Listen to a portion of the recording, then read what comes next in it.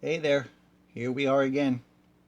A story, episode 38, guitar number 38. So, this Harley Benton was a surprise to me because when they first came out, I absolutely fell in love with the color on the front. And if you've seen any of my other guitars that are around the purplish, sparkly type stuff, you know I like it. And this one came out, they called it Plum, but it has a sparkle, and on the back it's sort of a lighter color. And I thought, okay, I like that. But then I looked at the price and I went, oh my God, that's too much money. Especially, you know, with the exchange rates. And at the time, it was about a year ago, $78 to ship a package with the guitar in it from Germany to my place here in Ontario. So I thought, yeah, by the time yeah, the value is not good enough for me. So time went by, and oh, I just happened to be on there because I was still, like I said, into some Harley Bentons at the time. So I'm sworn off them right now. Uh, a B stock came up, and I thought, the price range is good. I'm wondering what will I get, because some of them are good and some of them are just a nightmare. Luckily, this one was pretty good. I have to say that I'm still very pleased with it. Also, I never really wanted to have another 335 style guitar. After my Firefly 335 that I acquired in 2015, I figured, okay, I've got one. I don't need another one. And I really wasn't looking until the Plum came out. Got all the lights shining in that, the Plum. And then the back and the sides are kind of like a, a light tea color. Yeah. And the neck and the gold tuners. And the only thing I could find wrong with this thing was right here, there was a crack where the heel meets the body in the poly. And I thought, oh no, the neck is broken off. But then when I, you know, no, it wasn't moving. It might have gotten a bump. No signs on the back of the neck that there was any abrasion from one. It might have been a dull bump, maybe in a box, and it just cracked the poly. So it was cracked for a long time, and then today when I took the guitar out, I thought, I could possibly have a fix for that now, and I did. It wasn't poly, UV resin. I acquired some UV resin a little while ago to do some other stuff. So I decided to take a very fine artist brush, dip it in the UV resin, and just run it along the crack in the poly, filling them in. And then I hit it with the UV light, and it sealed it up. I mean, you can still see that there's something there, but at least it's sealed. And other than that, I mean, there were frets. I changed the bridge to the roller, my favorite, right? Um, I changed the wiring, I think. The tuners, I was very surprised because Calby in Montreal bought a 35, and he said his tuners were crap. So I was expecting to have to change the tuners on this, and I bought tuners for it, and I kept them here until the guitar came, and I never had to use them. I put them on something else that came with gold hardware. The Roswell pickups are still in there. There was absolutely no reason to change these Roswell pickups. Um, I think they had push pulls here already, right? And I just had to just rewire them. And there's full-size pots in here for the tones. And I think I might have changed the capacitor. I can't remember now. Anyway, it doesn't really matter. I've got it set up the way I wanted it to. Anybody's interested, they can go back and take a look at the the work I did on this. It wasn't that extensive.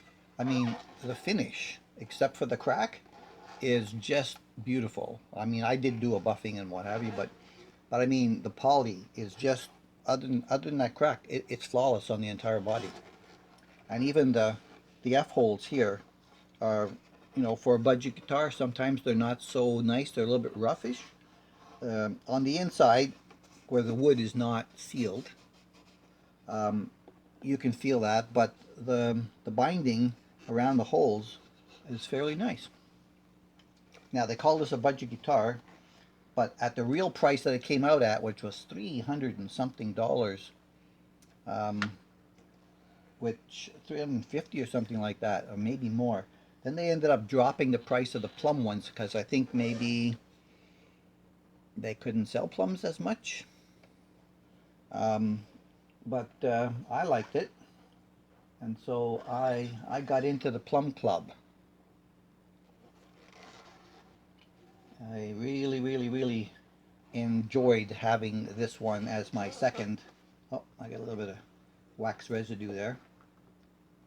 I took the cream beige pickguard off of here, and I kept the hardware. I used the bracket for something else, um, because I didn't expect to put another pickguard on here. But I do have clear pickguards now that I was able to find subsequent to buying this, and I have a gold bracket coming, so I am going to remount a pickguard on here because I like to anchor my fingers, and sometimes the nails scratch it. And I'm kind of a perfectionist when it comes to finishing and shiny and newish and stuff, and I don't like to beat them around when I touch them and play with them. I expect them to be, as perfect when I put them away as when I got them, barring any accidents. So I'm kind of happy with it. I like the headstock, uh, eye. It looks like an eye. Every time I look at it, I think of James Bond. There was a picture that had some sort of an eye in it. Blah blah blah. And and the Harley Benton is nice under the under the under the poly.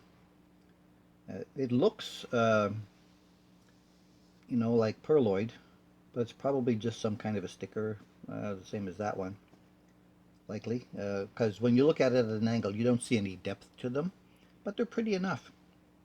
The nut, I don't think I changed it because it looks like there's poly up the side of it, um, like there usually is. I probably have cut it, the slots, to make the action over the first fret uh, correct and nice and easy to play, and it doesn't change tuning when you press on it. But yeah, very very happy the way this guitar came, number one, and how it turned out in the end for me. And it sounds good. It sounds really good. I'm going to play you a little something on it. But yeah, every so often, you know, I've had it out a couple of times over the last week or so.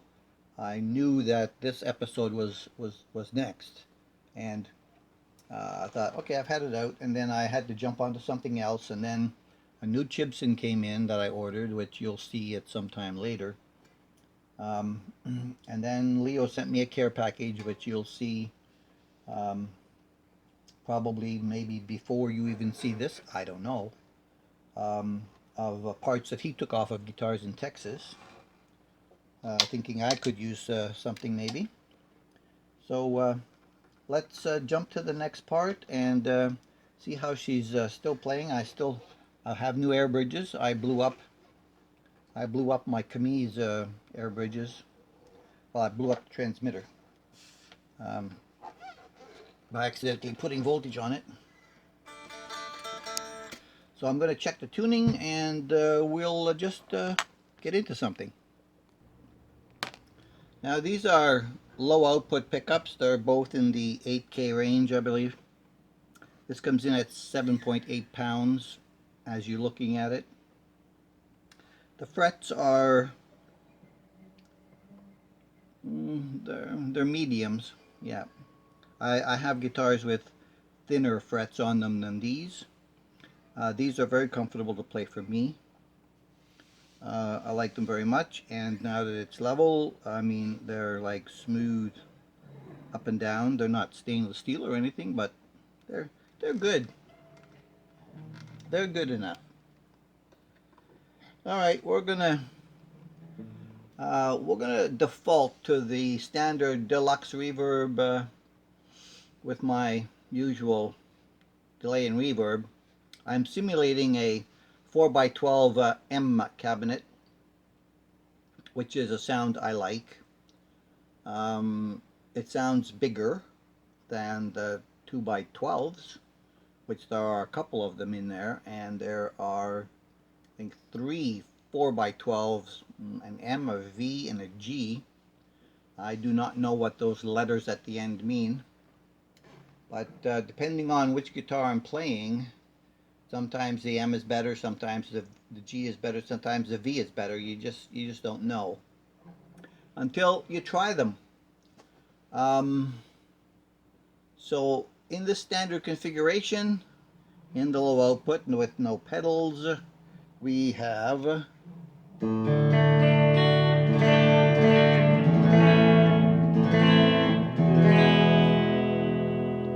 no overdrives, nice articulation, clear, right, pickup.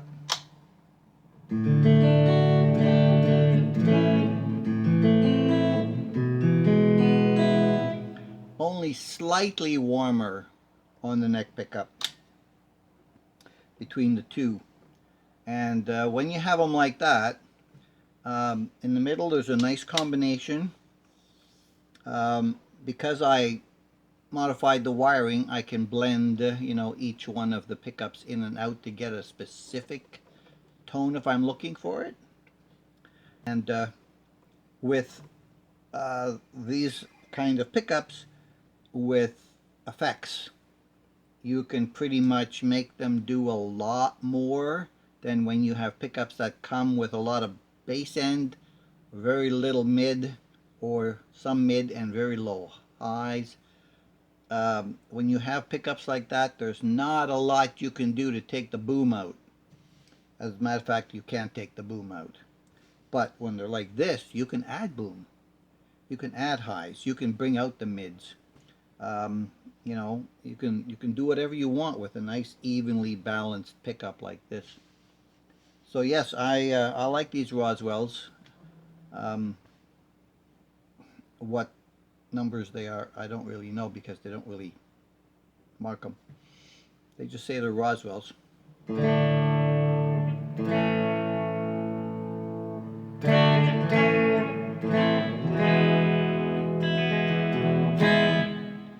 Okay, so when I want to go to play, what I'll do is, let's say I'll turn on my compressor, and with the compressor, there's a tiny little bit of hiss. But this amp, this Mustang 3, also has a noise gate built in, so I just have to pump it up a couple of notches, and that takes that right out for me. So let's just play a little bit of this B minor track and see what mistakes we can make.